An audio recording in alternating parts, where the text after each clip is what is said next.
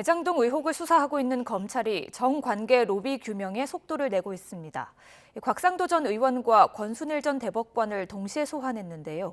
조사 내용을 토대로 검찰은 구속영장 청구 여부 등을 검토할 것으로 보입니다. 우철희 기자입니다.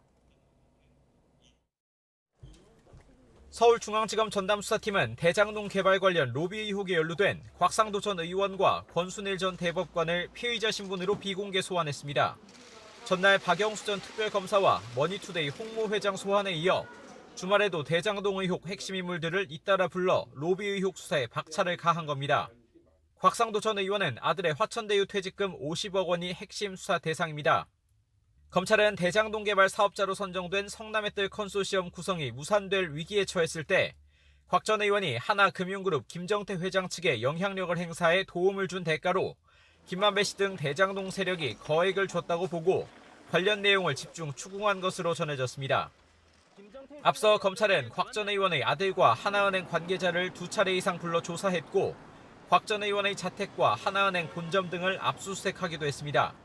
곽 전 의원 압수수색 영장에는 금융회사 임직원의 직무에 속하는 사항을 알선한 대가로 금품을 받을 때 적용하는 특정 경제범죄 가중처벌법상 알선수재 혐의가 적시된 것으로 전해졌습니다. 하지만 곽 전 의원 측은 하나은행과 무관하다거나 퇴직금 50억 원 또한 아들이 공사 지연을 해소한 공로와 건강 악화 등을 이유로 받은 것이라면서 모두 혐의를 부인하고 있습니다.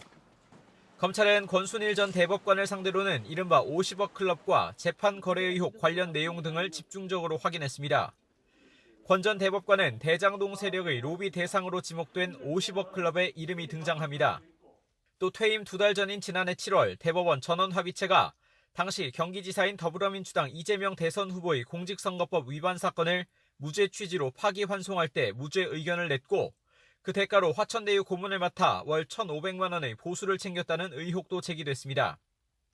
이때를 전후로 김만배 씨가 여러 차례에 걸쳐 대법관실을 방문한 것으로 파악됐는데 재판 관련 청탁이 있지 않았겠느냐는 의심을 사는 대목입니다. 권 전 대법관은 관련 법상 문제가 없어 고문 제안을 받아들인 것뿐이라면서도 논란이 계속되자 고문에서 물러나고 10개월 동안 받은 보수를 전액 기부했습니다. 검찰은 곽상도 전 의원과 권순일 전 대법관의 진술, 그동안 조사한 내용 등을 토대로 추가 소환이나 구속영장 청구 여부를 조만간 결론 내릴 것으로 보입니다. YTN 우철입니다.